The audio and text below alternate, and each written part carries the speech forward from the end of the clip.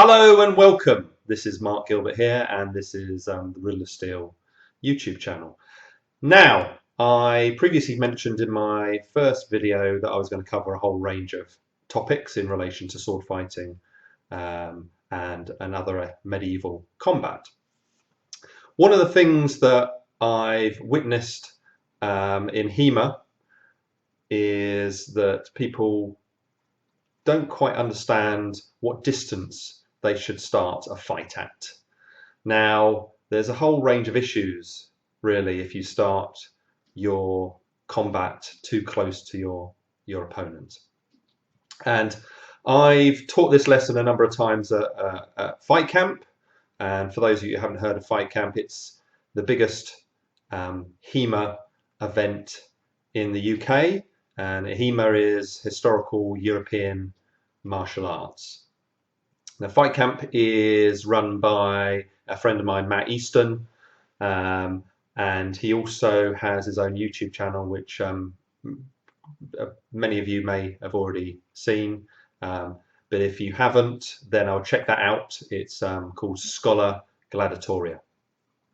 Now, getting back to what I want to speak about, which is starting the fight at appropriate distance. I've got a couple of HEMA practitioners that are going to help me kind of unravel what I'm talking about. The first one is Tom. And Tom has been practicing HEMA for just over a year now.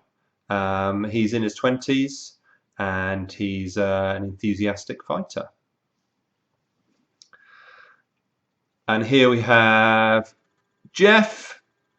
Geoff's been doing HEMA for 8 years. He's been coming to Fight Camp for 6 years, and he fights in the tournaments, and he does pretty well. So first of all, I'm just going to show you the distance that I see fighters commonly starting their fights at. It's about this distance, which I would define as being time of the hand and body, or maybe time of the hand, body and foot. For me, this is far too close. If you make a mistake, or if you find yourself fighting a much more experienced fighter, like Tom is facing here against Geoff, then Geoff may well do some sort of attack that Tom has very little chance of stopping. How should they be fighting? In my opinion, a fight starts at a much further distance away. So let's position them here at the sort of distance that I think they should be fighting at to start with. This seems like they're not in combat, but from my perspective, they are already in combat at this distance. What Geoff's doing is he's trying to gather information on Tom. He's already ascertained that Tom is right-handed. He's seen that Tom looks a little nervous and that Tom is in quite a wide stance, which is exposing his body and his left arm to being struck. What Geoff now does is he moves forward slightly. Tom's moving forward a little bit as well.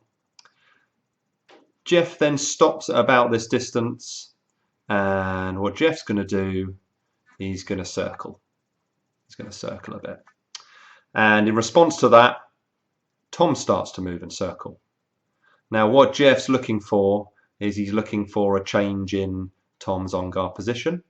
He's seeing how Tom moves. Is he relaxed? Is he fluid in his movements? Does he maintain a good on-guard position when he shifts left and right? When Geoff's found out that information, then he will move in a little bit closer.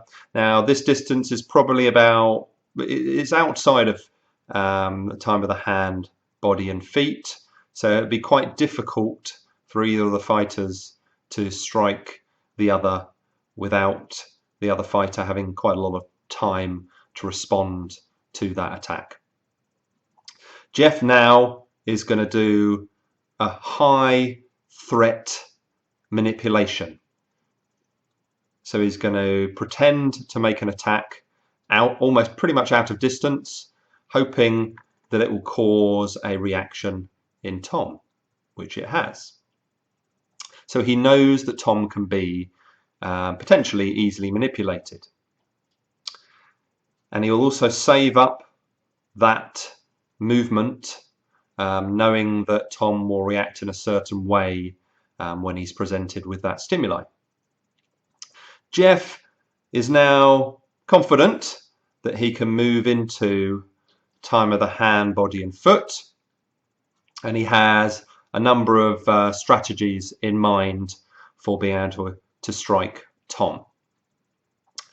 So he might go for a head leg feint, so a feint for the head,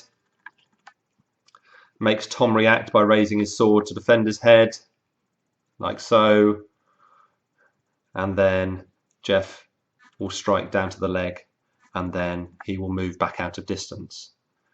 Geoff started the fight at this distance, and he's moved in. He's from the information gathering phase to the manipulation out of distance phase into distance with strategy. Thank you, Geoff, and thank you, Tom. We'll probably see them again another time.